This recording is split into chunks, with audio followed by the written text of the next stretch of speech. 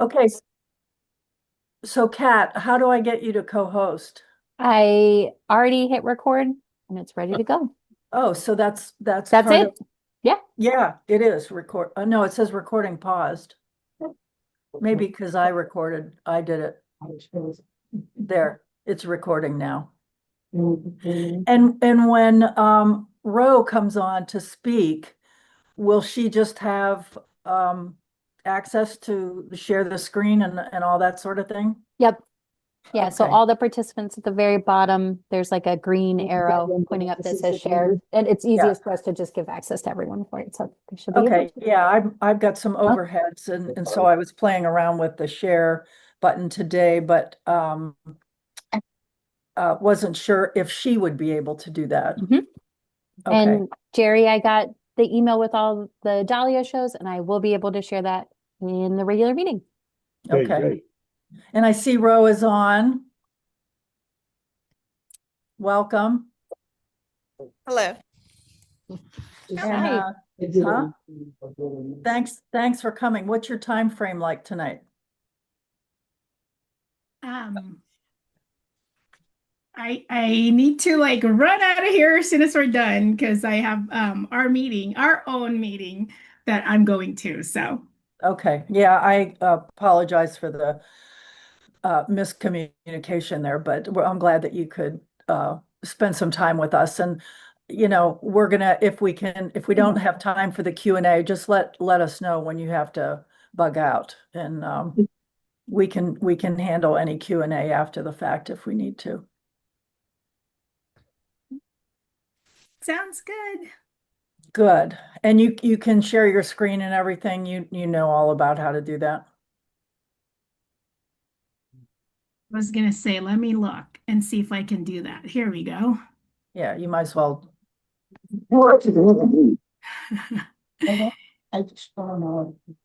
Yay. We can see it. Okay, can you guys see that? Yes. Yeah. Yes. Okay. So it's 7 o'clock. I don't know.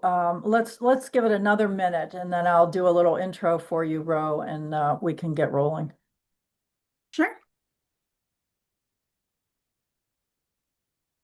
This is my first Zoom meeting. So I've been pacing and walking around and I just hope I don't mess up too badly. Well, it's my first time speaking too, so be nice to both of us. Yeah. Well, I'm sure you'll get many more requests to do this because you've done what it took a lot of people many years to do. You've accomplished a lot in a short amount of time. So you're obviously, passionate about what you do, and that's half the battle. Thank you. Okay, it's 7:01. Since Rose gonna have to bug out as soon as possible after her presentation, I think I'll get started. Ro and her husband Sean are the co-owners of Sweet Briar Flowers, and they are located in the Pacific Northwest in, I think it's Enumclaw, Washington, which is about an hour south of Seattle. And they must have beautiful views of Mount Rainier there because I think you're fairly close to that mountain. You've been there, she's been there since 2019. They bought a 2-acre farm. And I don't think her initial thrust was to go full scale for dahlias, but it soon became the focus, I think, of her farm, and especially growing from seed and hybridizing, which a lot of people don't get to until they've been growing dahlias for many years. And if you happen to see the front cover of the Puget Sound publication, which is very popular, Dahlias of Today, one of her introductions is actually on the cover this year of that publication. So I think her work is getting widely recognized, and I'm anxious to hear about growing from seed and hybridizing and what else she's willing to share with us. So go ahead, Ro. Oh, you're muted. Sorry, you got to take your mute off. Unmute. Okay, can you guys hear me? Yes. Yes.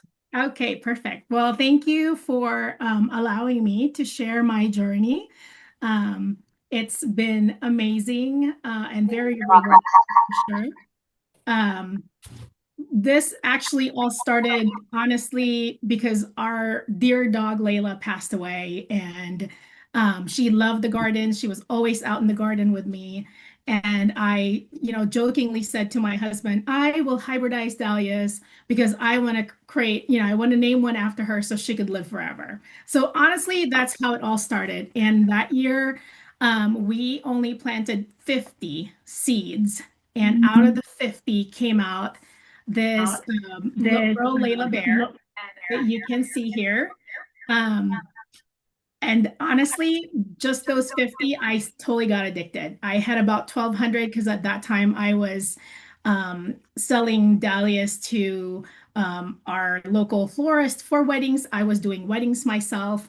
So I was growing them to sell as flowers, not as tubers at that time. And but at that time, I was more excited to see my 50 that came out instead of the 1,200 I already have in the field. So that's how it all started. Um, out of like I said, out of the 50, those this Layla Bear came out. So today I kind of want to talk about, we briefly talked about our story. I want to talk about our process, our seed starting and storage, our path to introduction, and then you guys get to see Roe Sunshine, which most of you guys probably already saw because it was on the cover of the Dahlias of Today. Um, and then what's next for us, and then just the Q&A. And a lot of the flowers that you guys see over here, some of them I have already named, some of them I have not named. So all of the flowers the pictures of flowers that I use on this presentation are all of our hybrids. Hmm. Kind of like whatever, she said earlier that we moved here to Pacific Northwest shortly after my husband retired. We did not really think about farming. We had no intention of farming. It just kind of fell into our lap. And again, kind of like what I said earlier, after we lost our dog Layla, that's how the snowball happened. The year after I saw what the 50 brought for us, the very next year I think I planted 2,500. The very next year, I just kind of went full on, I'm doing it. Let's see what comes out of it. Um, so out of those 2,400, most of the seedlings that you guys are seeing right now on this presentation actually came out of that 2,500 that I initially planted. Hmm. So our process, when I first started, yeah, obviously there's not a lot of book to look at except for Christine Albrecht's book. So I bought that right away. I dug into it and just kind of went through that whole process. We do open pollination most of the time. Just because my husband actually takes care we have a few beehives, and I figured, hey, they're already here. They're doing all the work for me. Might as well utilize them. Um, and then we do hand pollination. I have a few that I've done hand pollination on. Is a little bit harder because I'm not as it's very labor intensive. You always have to like bag things up, and then you kind of bag them when they're not quite open yet. So then there's no bees that have touched the pollen. And then you kind of have to go and say, I'm going to collect pollen from this one and cross it to another variety. So make sure that variety is also bagged. And then I put pollen on that particular one and wait till, it produces something. I haven't seen a lot of seeds come out when I actually do hand pollination. I'm not very good at it yet. I'm still learning how to do it properly. I've been trying to watch the bees to see like when they come out during the time, but I also work full time. So I feel like they're always out when I'm working. And then by the time I get off, they're kind of like, going home already. So I'm like, okay, I guess that's not the best way or the best time to pollinate because they're already gone. So I just try like when I go to lunch, I try to go out there to be able to go and cross some. And I've had some success, but not very great. Like I probably would see one or two seeds on pods that I've actually hand pollinated compared to the ones that the bees pollinated for me. I would have 40 or I'd have 30. So I'm not very good at it yet. I'm still learning. We also do selective planting and culling. So what I do is like towards the end of the season, as the show season's already done, I kind of go through and see which ones I don't want in my field. So I wait about like I give it about 6 weeks to give me a nice seed pod, a nice healthy seed pod. So 6 weeks before I have to actually cull everything, I try to cull certain varieties that I don't want in my field. Say, for example, if I just want all blush dahlias, right? I leave all of the blush dahlias in the field. I get rid of everything else. Then that way the bees can do whatever they want to do. I limit that color that I have out there to hopefully get more of that blush color that I'm looking for. The other way of, as far as selective planting, we put certain plants together and we try to isolate them. We don't have that much of a land. We only have about 2.5 acres. So we try to actually, at least have 50 to 100 feet away from each other. So then I can at least try to isolate those. And hopefully the bees don't travel that far. And I could just get those particular traits that I'm looking for. Say, for example, just the water lily, I'll put them all together in a certain spot in my area. And then those are the only ones I have on that side of the property. So the bees can do the work for me, and I only limit it to just the water lilies. Any questions so far? I can kind of try to take a few questions here and there if you guys have any. Well, so you work full time. Can you hear me? Yes. And I don't know, so you're not making a lot of money from the farm right now. I do work full time, but I work at home. So whenever I go to lunch, I can actually quickly go out into my field and try to like cross-pollinate something. So that's nice that I work from home and I can do that every now and then.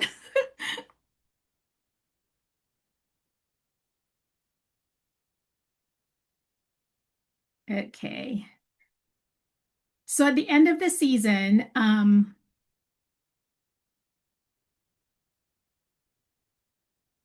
I guess as far as seed starting, we actually start all of our seeds around this time of the year. We are in zone 8B. So I actually started them this year in February, in first week of February. So right now, that's why it's really bright where I'm at because they're actually here in my office. And that's kind of how my setup is. So I buy those Costco, the silver racks from Costco, and then we buy LED lights and we just put them in there.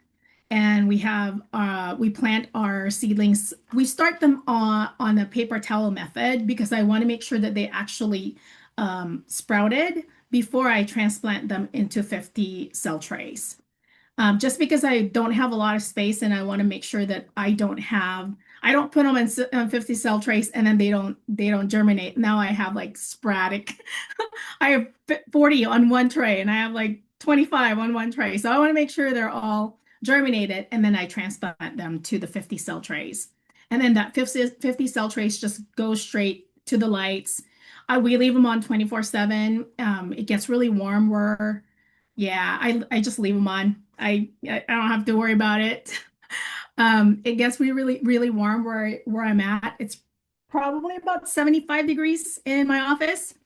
So I kind of just watch, their water. I do want to make sure that they actually get really dry before I water again because I don't want moss forming on top of it. But yeah, I mean, they're here, they're healthy, they're thriving. Once the weather gets a little bit better outside, I will take them out in the morning and then I'll take them back in at night just so they can have that wind. They can start getting acclimated outside. And then when it gets too cold, especially at night, then I'll bring them back in.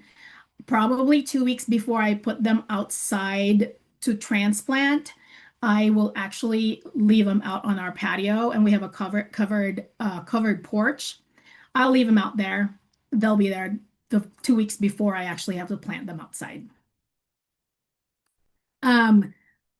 So we used to, planting wise, we used to do sink pots, and I've been thinking about actually planting them directly. I have done it before, and I kind of didn't like it at the time where we were at. We have a bigger space now, so I may end up planting them directly into the ground. But we used to actually put them on sink pots, and then I would bury the sink pots out in the field. It was a lot of work. I had to transplant them to the 50 cell trays. They grow inside. Then from this 50 cell trays, I have to repot them into 4-inch pots. But as far as taking them out and getting rid of the ones that we don't like, it's so much easier because they're in a sink pot. It's just easier to pull them out. This year, I might just go straight to the field. So maybe I'll send you guys an update and let you guys know how they are. Maybe after this year, I'll be like, that was a bad idea. I'm going to go back to sink pots again. But what's great about using sink pots is at the end of the season, like right now, because all of the ones that I planted last year were on sink pots, we literally just pull them out, cut them, and every single one of them have, as you can see on this picture, I do have labels, so I know which ones are the seed parents and crosses if they were hand pollinated. I could literally put those pots in trays, and we literally stack them up and crates, and we put them in our garage because our garage is insulated. I don't have to worry about them freezing, and also they have an extra protection because they have soil in them. So I found these crates, and if you guys find them, they're amazing. Somehow some lady in our area has these old tortilla flats delivery crates, and they're brown, and the 4-inch pots, I can fit I think 30 in the crates perfectly, and I can stack them, and they have a little bit of space in between them so they don't get crushed, and I just stack them all the way up. If it gets a little too cold, if it's like 10 degrees and I'm like, oh my gosh, if it's 10 degrees outside, they might freeze even if they're in my garage. I will probably wrap them with a blanket just to kind of help out a little bit, but we've been okay with how we store them since.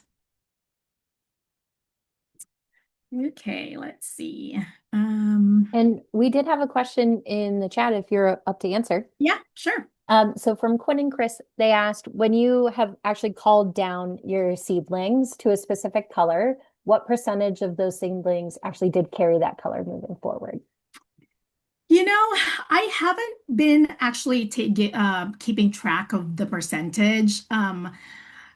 But with that said, I have gotten a lot of blush dahlias just because I was focusing on that particular color. Simply because when I first started, I was doing weddings myself, and I was selling to a lot of florists.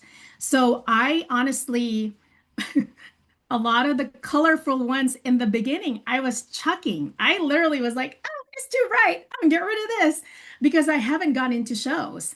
And I gotten into shows probably like 3 years ago, I would say. This is my 3rd year of actually going to be showing like a lot. So like prior to that, I have Role Libera is going on its 5th year. So I've been doing this going on my 5th year. So the first 2 years, I was really focusing on blushes. And it was funny because when we did a drone shot of our field this year, I think we have about 8 100-foot rows, and half of them were whites and blush. told my husband, we need to call a lot of these because I have way too many of them. So, but I was focusing on blush and white. So I guess if I had a half a field of seedlings that are white and blush, so at least 50%. So, Thank but you. I haven't really like kept track of, percentage wise. And then there was just one more clarifying question in the chat. You used the term sink pots. Yes. Could you explain what those are, or if there's like another term for them as well? Yeah. So just 4-inch pots, we plant them on 4-inch pots and we literally put the 4-inch pots in the soil. So you basically sink it and cover it with soil. Perfect. Thank you. Yeah. Our path to introduction. So because we grow so many of them, and also because I deal with florists, we come to realize that we're not going to chuck a flower just because it does not meet ADS standards. For us, there's always two paths that we wanted to go to, and we wanted to do, if it's a great cut flower, it goes direct to consumer. And if it's a trial garden worthy, we send it to trial garden. Because I have been showing a lot more lately and have been focusing more on showing dahlias, I have noticed that my preference changed a bit. Now I'm looking for the ones that don't fade in the sun, that are not muted colors. So yeah, so it has changed a little bit for me, but it has been very rewarding as well, because now, obviously, I get to talk more, especially to the older hybridizers, and get excited about what they're looking for, and how all of the stuff that they tell me. I'm kind of like this sponge whenever I talk to somebody. At one of the shows we went to, Ken Greenway was there, and he had to approve one of my entries, and I talked to him for 5 minutes, and I kid you not, I felt like I learned so much in that 5 minutes of conversation that I had with him. But yeah, so it kind of changed a little bit for me. So now, as you can see, all of these ones on here, these are like darker colors. Normally, I wouldn't want them. Roe Ube Charm, I almost actually got rid of. I had two plants, and I was like, well, I'll save it because it'll look nice form-wise, but it was way too bright for me. I was going to get rid of it if I didn't have any space to plant it. I happened to have space, so I actually put it in the ground. It bloomed, and it was an early show last year, and I didn't have much blooming. So I said, you know what? Let me just put it on the show. And it actually won a head table. So that was an accidental introduction. And I also forgot to put a number because it was a seedling. I forgot to put a number before the name that I actually used at that time. And because it went and got a head table, I didn't think it was going to win anyway. So I was just like, oh, whatever. Let me just practice on showing. And it won. So then I kind of just rolled with it. So it was an accidental introduction. So I put it on to the next show. It won another section champ. Another show won another section champ. So I was like, okay, you're on the book. I'm done. So yeah, so we send out to Trial Garden the ones that we know are show worthy, and then the rest, because they're beautiful, all of our friends and florists love them. We just plant them again. And after 3 years, we always keep them for at least 3 years before we actually introduce them. Some of them even 4 years. And then we just roll them out, and they're part of our tuber sale, which we do online.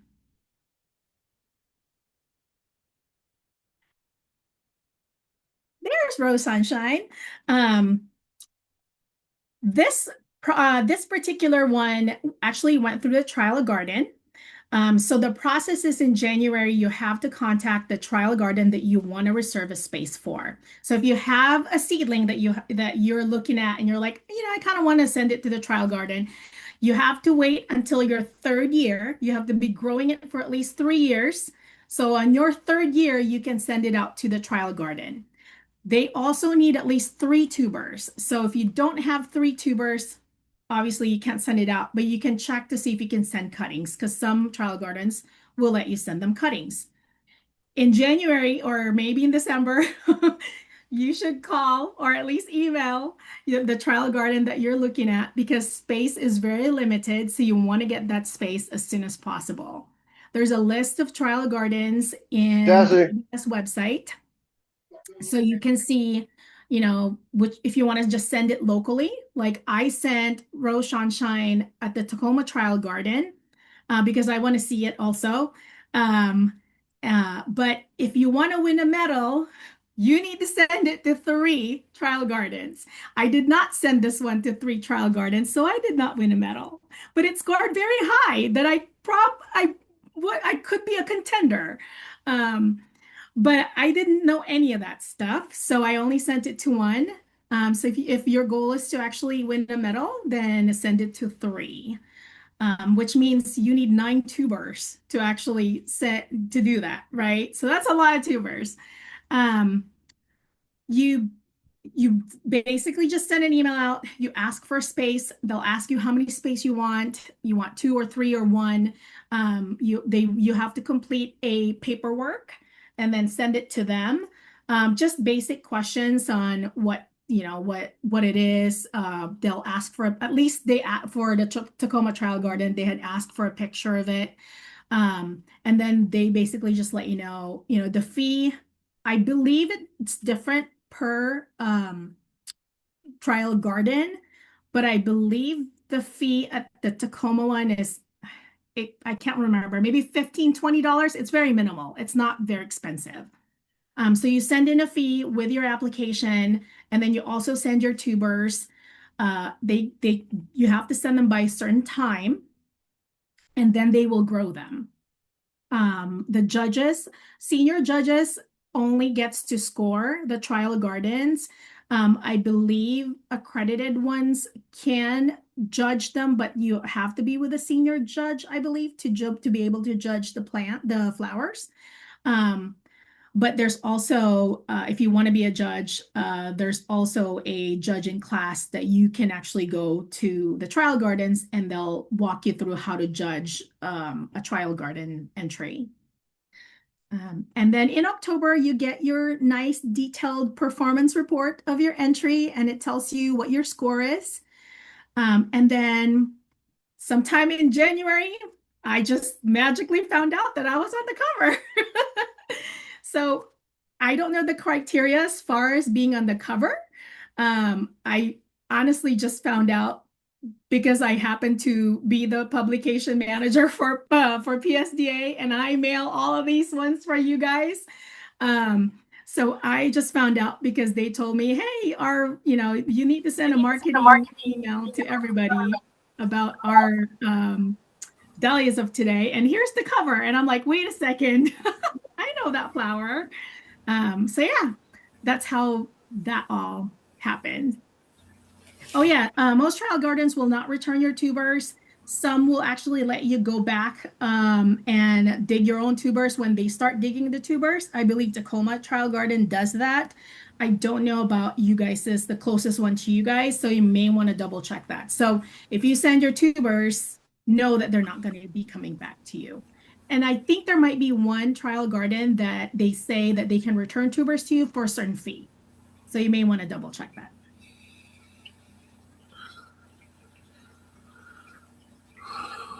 What's next for us? We have our Dahlia Tour sale, and we have announced it. It's going to be on March 1st. So that's kind of nerve-wracking, somebody who hasn't been doing this for so long and now having our own line of introduction. I always say that the imposter syndrome is real because I'm like, nobody's gonna like these. But I do have friends who are near and dear to me and are like my best cheerleaders. So I always like try to surround myself with amazing people to be in my corner, even though when I'm not in my own corner. And then we have trial gardens. This year we have about 4 trial garden reservations. So we're going to be in 4 different trial gardens this year.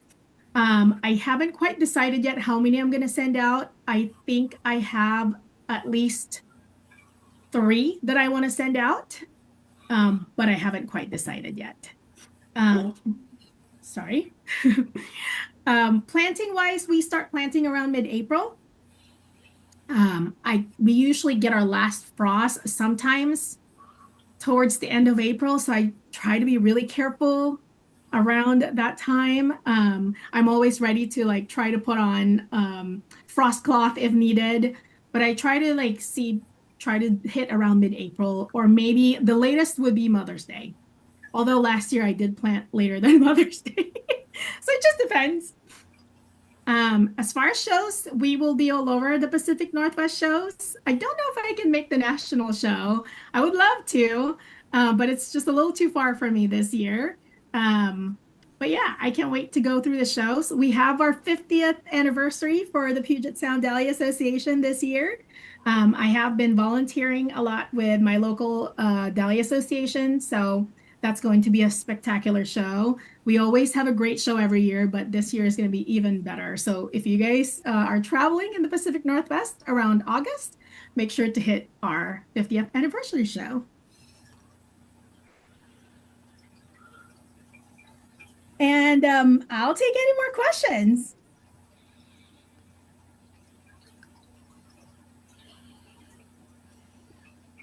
I just have a quick one. Do you plant your tubers directly in the ground, or are they all pots, all pre-done?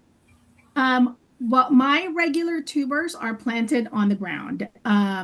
Like I mentioned earlier this year, as far as seedlings, the past 2, 3 years ago, I planted some directly on the ground, and then I planted some on sink pots. What I like about sink pots is the fact that they're easier to take out. If your soil is super healthy, when you take out that seedling and you just happen to have great soil, now you're taking out a giant hunk of tubers. So yeah, that was kind of hard. So I was primarily doing them on sink pots. We'll see this year. I'm planning on doing again some of them on the ground, straight on the ground, and some will stay on sink pots. I'll let you guys know towards the end of the year what I decided to do. It's just so much labor intensive when I have to actually transplant them on sink pots and then plant that sink pot again.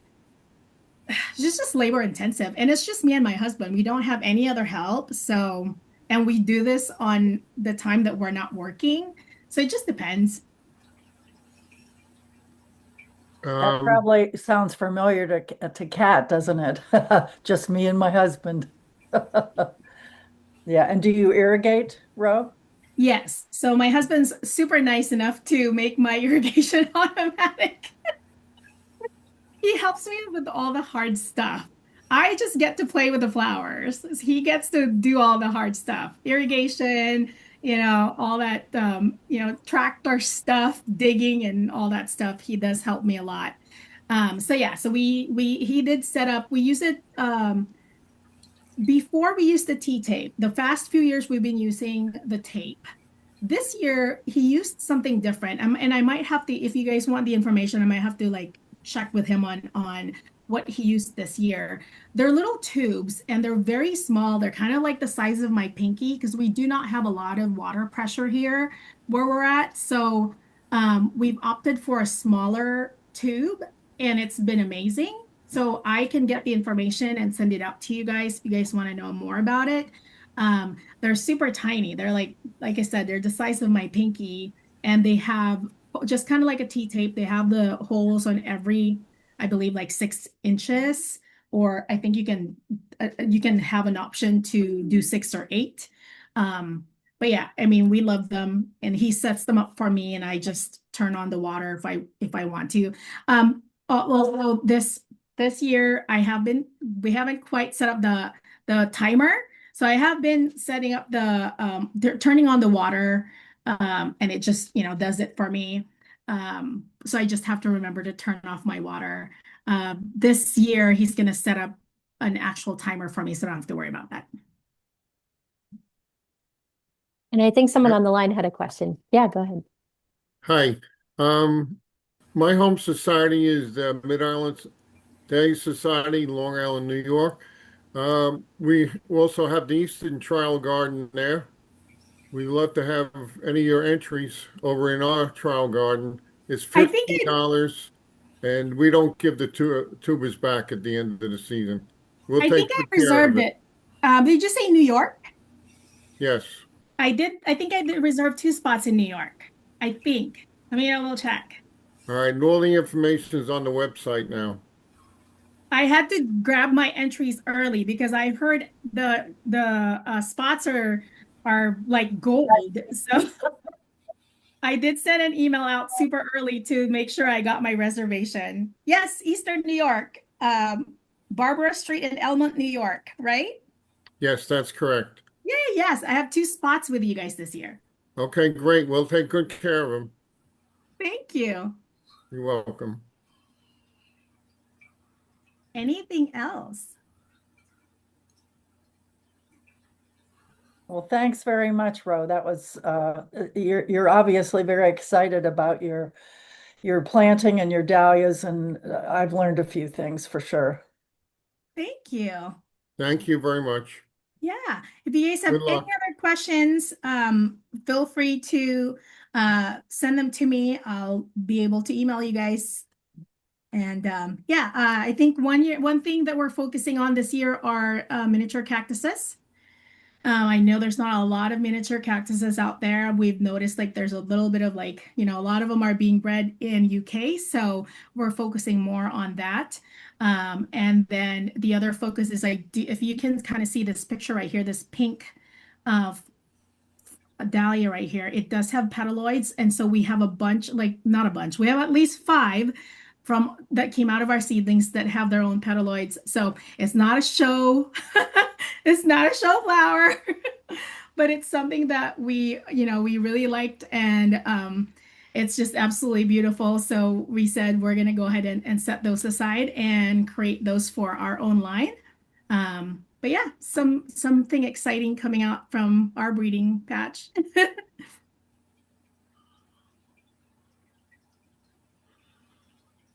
Anything else No, before I know we you book it need out of to, here? yeah, I know you need to get going, so thanks again. Thank you so much. Have a great day. Okay, and we're gonna have a business meeting, guys, right after this if you want to hang on. Bye. Bye-bye, Ro. Bye. Yay. Well, that was good. Okay, we got a little bit of business to cover tonight. This is our busy time of year, so we're gonna talk about the tuber sales and auction, etc. But the first thing I want to do is recognize one of our own members who was recently awarded the winner of the American Dahlia Society photo contest, the best photo of the year. This was decided by a panel of judges. There were 10 different classes of entries. And out of all those entries, there were two categories. One was by a panel of judges, and the other was a people's choice, where people vote. And Bob Leonelli from our club won best photo of the year. And Bob, if you want to, yeah, isn't that great? I have a photo here somewhere, I think, but maybe you have one too. Let me see if I can find it. Yeah, I have it also. Okay. Whoops, that's, Oh, that looks great. yeah, is that yours? No, that's Yes, it Todd. is. Okay. And Bob, did you know you beat about 1,000 photographs? No, I didn't know it was, I figured there was some tough competition. Yeah, about 1,000. Thank you. Wow, that's amazing. So how did you achieve that photo? It was taken at the Petiti show in last year, 2025. It was on the Sunday afternoon, so it wasn't as fresh as maybe a Saturday morning. But Jerry and I were the only 2 at the show at that time. And my trick is that I take the bloom and I put it on the ground next to the black bunting. So the black background is just natural black cloth behind it. The other thing I do is I use a tripod and try to focus near the center, not quite on the center to get the depth of field. But this one came out really nice. Just want to remind everybody I'm still an amateur and still have fun doing this. So I think this was Chris and Quinn entry. And the next time I see Chris, I will give him an 8x10 for his trying to get this to show up. But Oh, an 8x10 of the photo. yeah, of Very Bloomquist Gene. So you know, Just I'd say, spectacular. I mean, the focus and everything is just spot on.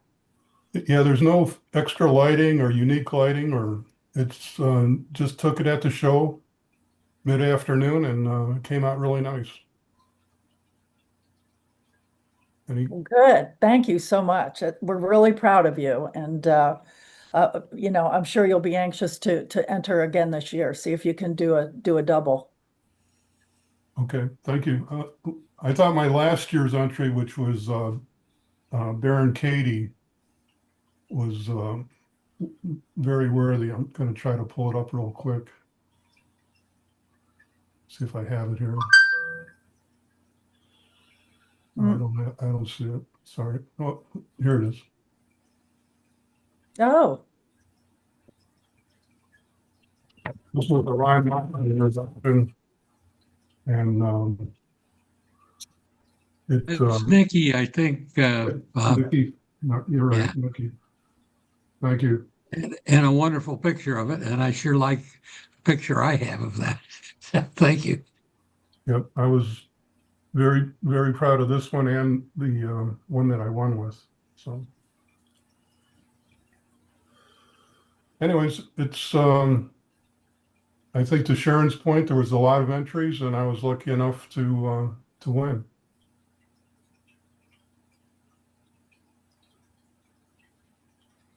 okay. Well, thank you.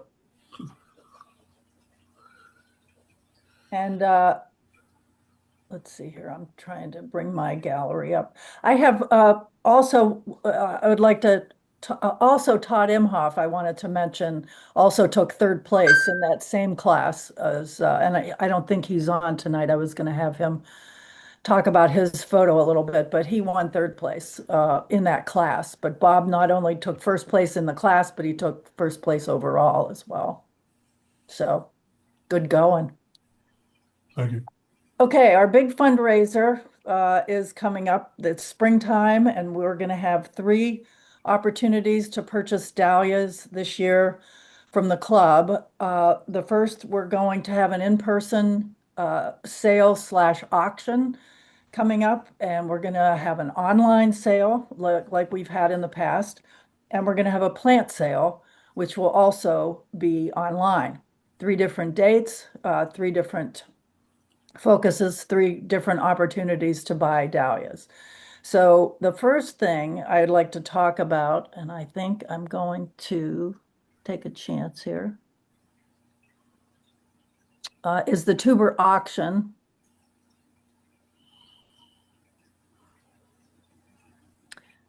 This is scheduled for April the 17th. So it's giving everybody a little bit of time to get their tubers out of storage. It's going to be held at the Furnace Run Metro Parks. It's a shelter, indoor facility in Richfield, Townsend Road. It's beautiful. We held our auction there a couple of years ago, and it was just a lot of fun. I think what we're going to do this year is ask people to bring tubers to donate to the auction that night in clear bags with the variety on it and the classification. There'll be a table at the front of the room for people to put the tubers up there, and we're going to categorize them probably by size and that sort of thing. Mike Weber, who has been our auctioneer in the past, has agreed to be the auctioneer, and he's going to have a crew, of course, of people to help him. So the tubers that you donate should have a visible eye, so take them out, in time for mid-April to make sure that they have a sprout, an eye, and that they're in good condition. Nothing that you wouldn't want to get if you bought a tuber.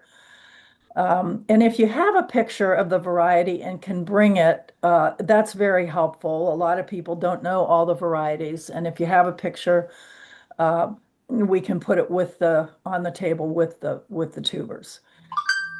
If you would like to have a list of varieties that you think that you're going to be bringing to the auction, and if you can email them to Tammy, I know she's not on tonight, but her email is there, and we'll send that out. By April 10th, if you have a list of all the tubers that you would like to donate for the auction, we'll have a presentation, and we'll be ready to go with those varieties. And any tubers that are left over, we're not going to be giving them away. If they don't sell for a minimum amount, we'll save them for the public online tuber sale. But I think what this is going to be is a chance to have some really choice varieties that people are looking for and that can bring in some nice money for the club. I know I've got some picked out already. And if you have any, you know what are good varieties. So, just use your judgment. So when you get to the sale, you check in with the membership chair. Nancy Riapelli will be here and Mary Stein will be here to verify your membership and get your bid number. And then after the auction, you just pay for what you purchased with your bid number and cash check. And I forget, Mary and I have to talk about what other method we can use to take payment for the tubers. So in the past, we had some snacks. People brought things to share. And I think if you bring your own beverage of choice, and no alcohol, of course, bring your beverage of choice. It'll be a fun evening. I don't know if there are any questions, but if you have any, you've got my email or Tammy's email to kind of work out the details. And we'll send this out in the next digest as well with all the dates. And if you'll send it to me, I'll put it on the website. Oh, good point. Okay. So April 17th is going to be our first opportunity. And then after that, we're going to have the online sale. Let me see here.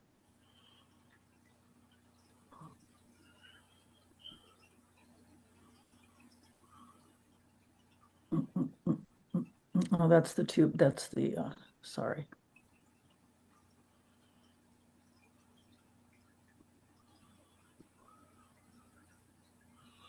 Okay, this is the online tuber sale. We have this scheduled for April 25th and 26th. And again, like last year, we're going to have tuber collection points so that you can, if I live in Richfield, I can take my tubers to the person closest to me, drop them off with a list of what I'm donating. A written inventory will be very helpful. And we're going to need 4 or 5 people, hopefully scattered around the area, north, south, east, and west, to act as volunteers and drop off points. If you can, email me or Tammy and let us know that you'd be willing to volunteer. We have a couple volunteers already. And if we don't get enough, we'll just be calling you to ask you to be volunteers. A written inventory of what you're dropping off. And also, if you can put your tubers in individual Ziplocs, maybe with a little vermiculite or shavings or whatever you use, with the name of the tuber on the bag. And also, if you want to put your initials or your name there on the bag, in case there are any questions about maybe, what if maybe the tuber doesn't have eyes or we think it might not have eyes. But at any rate, if you can put them in Ziplocs, that's the ideal way to package them. And then you drop off your tubers no later than April 15th. So we're going to have the tuber auction on the 17th. And if we have any good ones that people have donated, we might pull some of those out and offer them in the auction. So a written inventory, we'll take a list of everything people have donated, give it to Sharon no later than April 21st. And then the online tuber sale will be April 25th and 26th. And Sharon, I don't know if I think the first day was a member sale and then you opened it up to the public. Do you want to do that again this year? Whatever you want to do. We usually always say it's going to be members only, and then we usually do open it up, but we don't say that ahead of time. But Okay, whatever you want to advertise or do, I'm good with it. I just Okay, need to great. know. You can just wait and decide after you see how the sales are going, do if you want. okay. And then for tuber pickup on May 2nd, we're going to have all the tubers ready to go. We've selected, there's a church on Route 82. We used to do patitis, but everybody had to get there early in the morning. We had to unpack everything, get everything set up. Sometimes it's really cold. I would like to try it at St. Timothy's Episcopal Church on Route 82 in Macedonia. It's close to I-480, it's close to 271. And hope that you know, if people think that that's really not a good location, we could always go back to Petiti's. But this is indoors. We can get all the tubers there ahead of time, get them laid out. So there's, you know, if we start at 9 a.m., we'll be totally done by noon. It'll be much more organized, I think, and much better. There's like a community room with a separate entrance. There's bathrooms, kitchen, whatever we need. So I'd like to try that. Sounds good. Okay, and then finally, the plant sale. Mike Weber is not here, but let's see here. Online sale, tuber auction. He's not here, but I just talked to him and he said that everything's underway. I mean, they started the second week of February. They have all the varieties they need. Normally, there are maybe 200 to 300. He's had as many as 700, not varieties, plants. I'm sorry, I don't know how many varieties, but 200 to 300 plants is what we'll probably have. We'll also make that online as we have in the past, password protected. And that will be May 8th and 9th. And then pickup will be on May the 17th. The intervening weekend is Mother's Day. So this will actually be the weekend after Mother's Day. And Willoway has been our normal pickup. That's where they grow them out on Center Road in Avon. And we have our DSO signs out. So as you're going up Center Road, you just look for our signs and pull in and get your plants. So this plant sale, there really shouldn't be any changes from years past. But I'm hoping in years past, we've had tubers donated by growers, and this year we're not going to have that. So I'm hoping that our membership can come up with maybe 10 tubers each would be what I'd like to see. If you can look at your inventory that you have and find 10 tubers at least. I mean, there's a core of people in the club that always donate more than that. But I think if we get 10 tubers per person, you know, and again, not everybody. I mean, we have 300 members. I don't think everybody's going to send me 10 tubers, but I think we'll get enough for a good plant sale. It is our big fundraiser and it's how we finance our shows all year. So hoping for a good events. So if you have any questions, we can maybe take them now.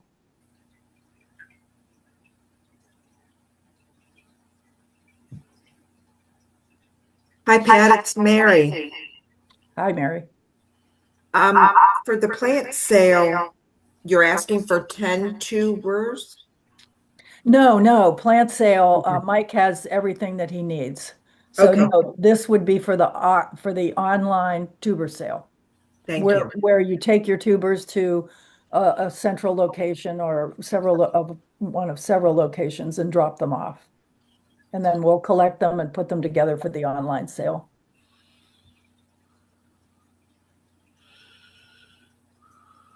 Okay. So that's the tuber sale. That's all I have at this point. We'll, document that further in the digests that are coming out. Two other items and then we can sign off, but Sharon and Nancy, you wanted to talk about the ADS has a new format for memberships. Maybe you can just give us a shout on what that is.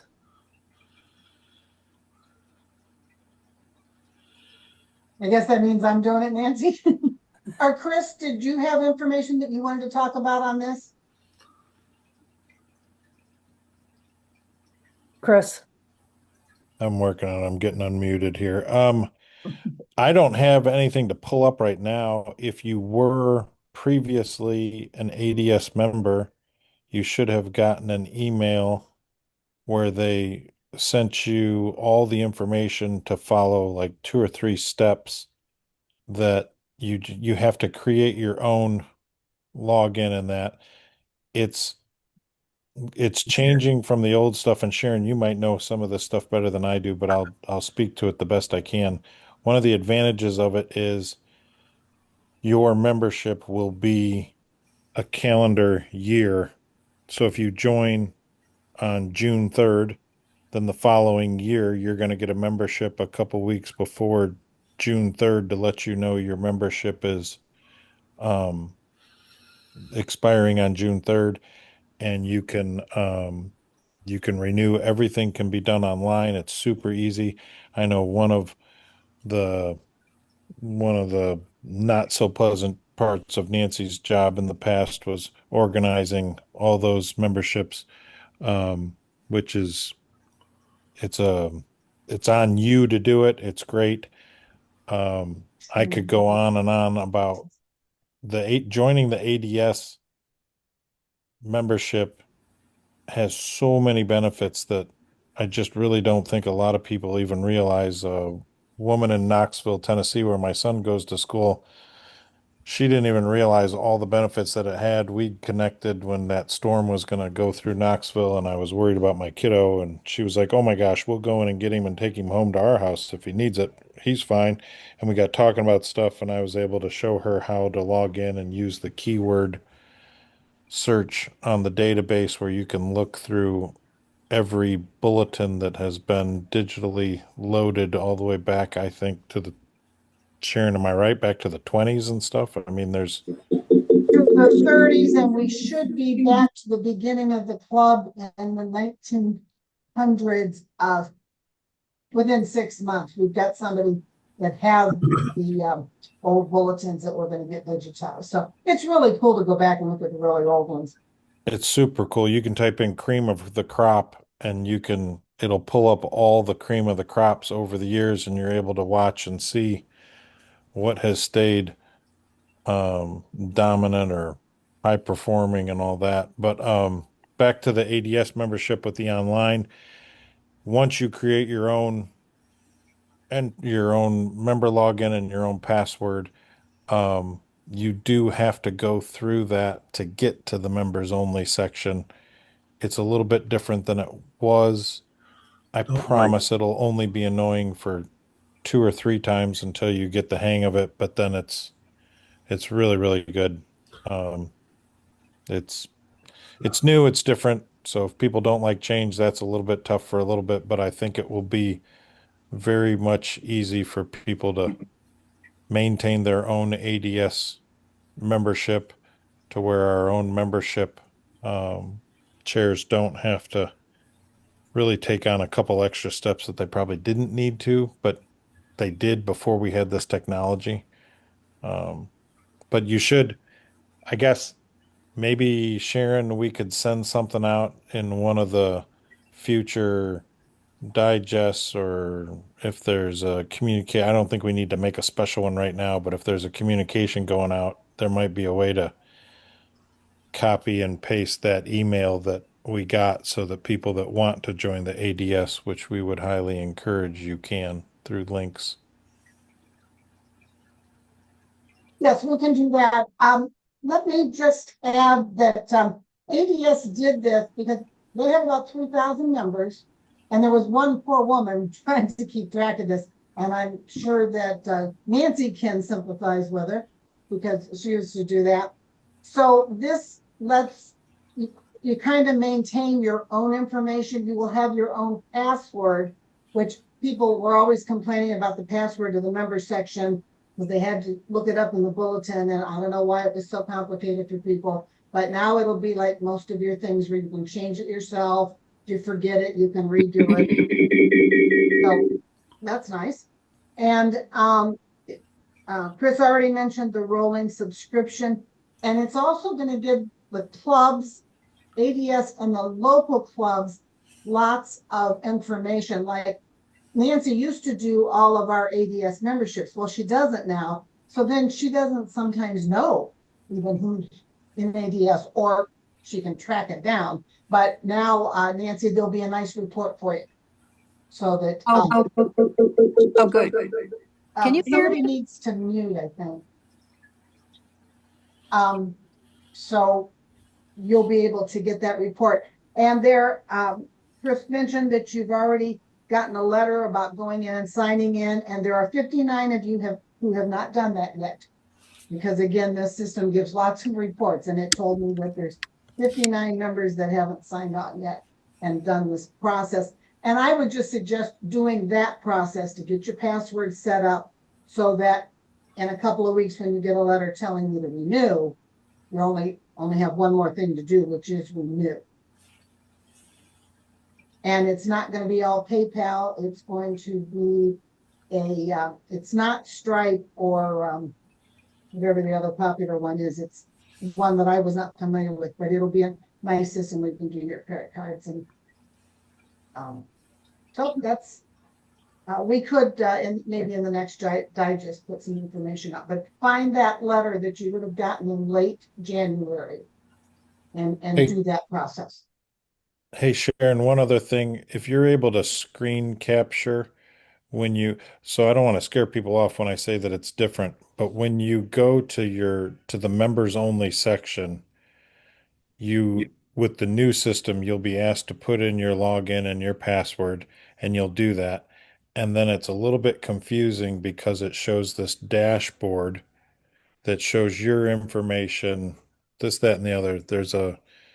I think it's kind of a small orange square that says Yes, and that's member. probably going to change, but when you sign in to the new membership management system, and it's called Memberly, if you care, you sign in, it takes you to your kind of like your dashboard for your membership, tells you who you are in case you forgot, and gives you that you're a senior judge or whatever. And then there's different boxes, and there'll be more of them over time, and they're going to change over time. It just, at the moment, it's on the left-hand side, and it's like Chris said, it's got an unusual shade of orange in it, so it's pretty easy to grab your eye. And when you click that orange box, it takes you to Straight- exactly the same page that you've always been used to for the member only Right. links. So it's just different for that There you go. first like middle page where it's giving you a springboard opportunity to go to that member only information. I got to log off though, because I got to run and pick up Danielle from the airport. So, but it's neat. I like it. Okay, any questions? What are you sharing there, Kat? What they asked us to. So that was how you can see from your member page once you've done the updated login. This is what the box looks like that says access to member only And see content. the orange box below it that looks like a button. And Yeah, you there click go. that. And Click it takes you that to the and it content. takes you immediately to, now the second, and you just found one of the flaws in the system, which they are aware of. The second time you do it, it takes you to the homepage, but you can always get to the members section by up on the top. Yep, there you go. Yep. So anytime you are using the website, if you get off of the members only page. You can always get to it from that top menu.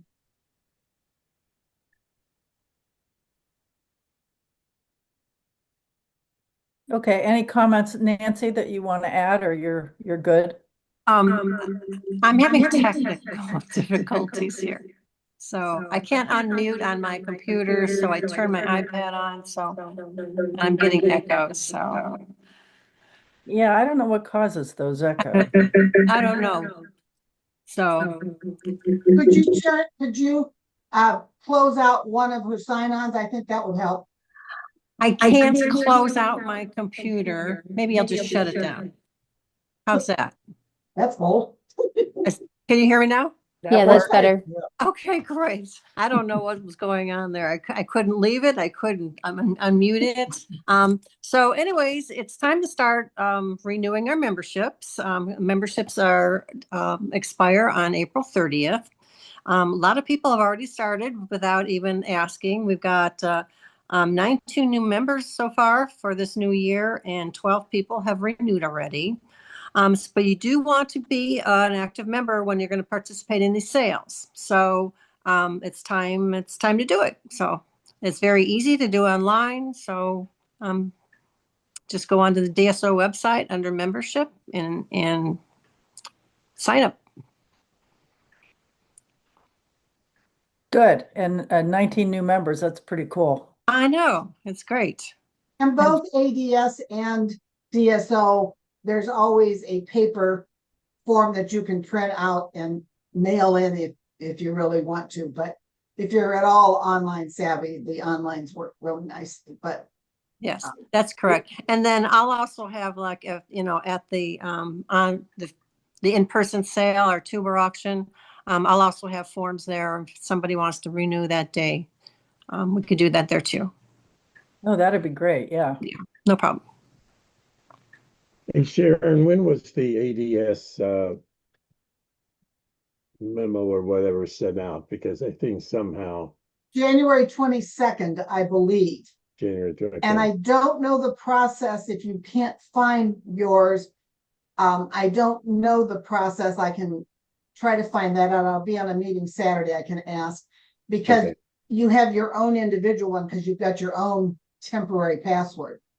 So it's not like something I can just print out. You've got to have your own email because you don't want, everybody doesn't want all the information, exposed. Yeah.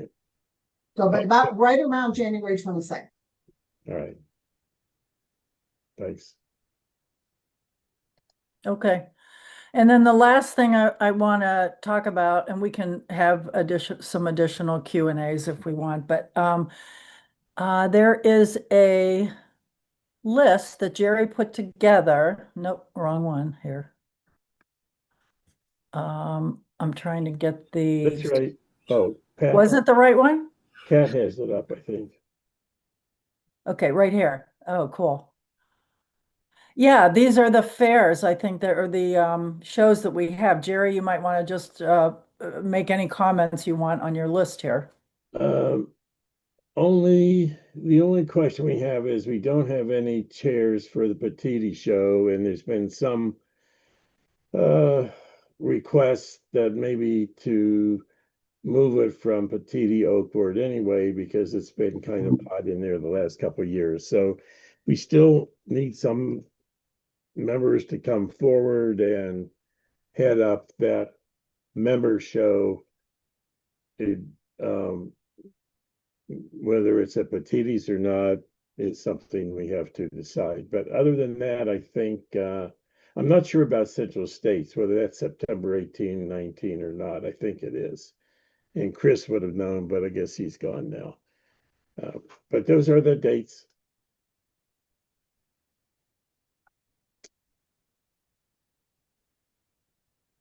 What do you know about the Grand Rapids show? Is that all under control? As far as I know, Jeff, I was talking to Jeff, and they seem to be pretty much set. Yeah, I hope we get good participation there. It's what, about 4 or 5 hours away from here? I know it's a pretty pretty easy shot to go up through Ann Arbor and then across over to Grand Rapids, or you could take the turnpike over all the way through Ohio and Indiana and then up into Grand Rapids. And it's a beautiful venue. Ron would know. Yeah, and I think there's an email coming out here very shortly. I know Jeff just got the article into the bulletin last week, and I know that there is an email in preparation where you can get on the mailing list and stuff. So yeah, be patient another week, I guess. Yeah, there's still plenty of time. I made my hotel reservations, though. I didn't want to get shut out.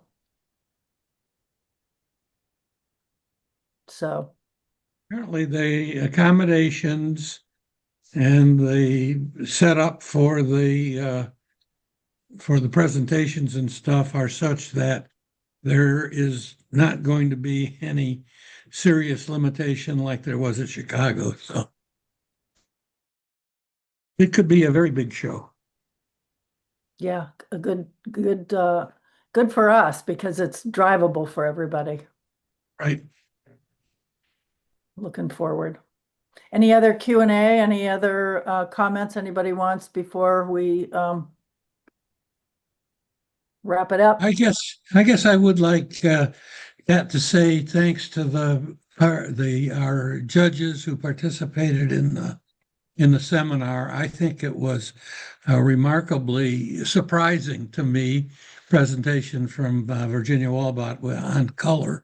I should put it this way, I guess I'm sure I don't thoroughly understand it, but she did a wonderful job of making a very complex subject quite understandable and interesting. And Heidi Zert did a wonderful job with the color characterization for our judges, and it was all good stuff. And I'm embarrassed to say I don't know the reference to get to the recording, but if you're interested, send me an email and I'll get it from Jeff and get it out to you. I don't know if he's made that yet, Ron. Yeah, maybe not. No, he's been a busy guy. He's a busy guy at the moment. That's for sure. Yeah. Well, there are lots of good videos on the DSO's YouTube channel. Kat's done a great job, and we've uploaded meetings. And if you ever have questions on things, to go back there. And we've had some awesome presentations over the last couple years on everything, all facets of dahlias. And I would put our channel up against any other Dahlia channel out there that people have. It's great. So just be aware we have our own Dahlia channel, DSO, on YouTube. So there you go. Okay. I've got a question. Uh-huh. I've got a question. Go ahead. Years past, I thought you could go to the ADS and get a paper copy and mail it in. You can't do that anymore now, is what you're saying? No, you can. You can still get a paper copy. So you go to the join page, and then I think you go to like join now, or it's either on the first join page or it says, go here to do it by mail. But yes, there is a form out there. Because I pulled one up for our society. No, there's one for the ADS also. But I was just because when I went to try to go on the ADS, it wouldn't even let me go on there 2-3 weeks ago. Well, Kat, can you bring up the ADS website? She's faster at it than I am. I'm lucky I get to do it all. Okay, and you can go up in the upper left-hand corner and hit join. Or there's a purple button down below. Scan down there, ready to join. Join by mail. Instructions here. I like that. And there's your application. Okay, great, thanks. I'll put a link to the application in the chat. Okay. Because the ADS membership is already expired, right, from last year? No, it goes to the end of April also. So most of us will continue to be May through April. But as new people come on, theirs will be a rolling 12 months. So if somebody comes on in August, then theirs is going to run August. You just have to be cognizant of when they send the publications out and when you sign up, kind of will. But you'll get a year's worth no matter when you sign up. It's just what year's worth you'll get. Okay. But our club will continue to be April to May or May to April. Mostly just because we are. Now, if you don't renew until June, then you're going to be on June to May. And if you move around and don't renew till August, then you'll be August to July. But once you One get other into question. the groove, then you'll know. One other question, Pat, I had. If you go to our Dahlia Society website and you go to events and you look at the different events we had last year, I always went on there to look at flowers that won, seeing some maybe might want to buy one of those this year. But I noticed this year they did the Cuyahoga Fair and listed the prize, but after that nobody listed anything for any of the other shows. Is that The something? listing should be out there for everything but Geauga County. is Geauga it? County, I don't know what happened. We never got a list from Geauga County, but you should be able to get them for the other shows. I may have a picture of the board of the winners for Geauga, maybe. I'll let you know. Oh, okay. And they might not be with the event. I can't remember. But if you go to the page that's just for shows, Kat, help again. I went on it maybe give me about a one week ago, second. and I saw Sure. the Cuyahoga Fair had listed all the winners, but that was the only one. So, but I was going on. Unless I messed up. I mean, this is all possible. You go to, yeah, there you go. I think I went to the events. Yeah, so you got the Oh, maybe. 25 winners. So Yeah, if you Cuyahoga look for sure, but maybe not Geauga, like you said, and then it seems like maybe not for the DSO or member show. The Oh, other well, ones are that- 2024. Were they? Well, that's my fault then. I'll find them and get them out there because I Okay. have them. I think they're probably even somewhere on the website, but I'll make sure they're there where they should be. Because the one was 25 and the other ones were 24.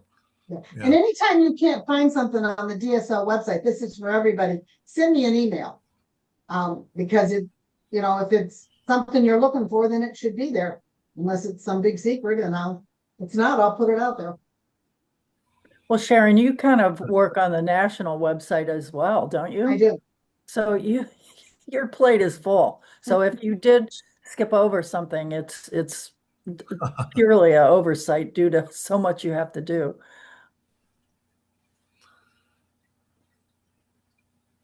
Okay. Well, listen, it's going to be a good year. We've got some in-person events. We've got some more Zoom meetings to do. So we're going to try and mix it up a little. I'd like to try and do a garden tour this summer and maybe hit a few gardens. I know I always really enjoy looking at other people's gardens. And so we're gonna try and set something up for that as well. So stay tuned.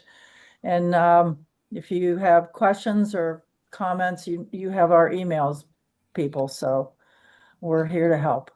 Pat, one other thing I can mention. Mhm. Last year at the Summit Mall show, we had so many balls in one place for showing. And because we took all the small growers and everybody was in the same section, I'd like to suggest that we eliminate that by putting the small growers and have their own section for balls and miniature balls and the rest. So that way we don't have so many. We had way too many last year. Trying to put all those balls at one classification. This is just a suggestion. You guys do what you want. Yeah, I mentioned that to Jerry, that it might be nice to break it up, not only for judging purposes, but, to give out a few more awards for, small grower, large grower. And I would suggest maybe we could do the same at the fairs, that especially with the amateur, people that the beginning, is that give them a little bit more enthusiasm when they win by opening up, putting more flowers on that honors table.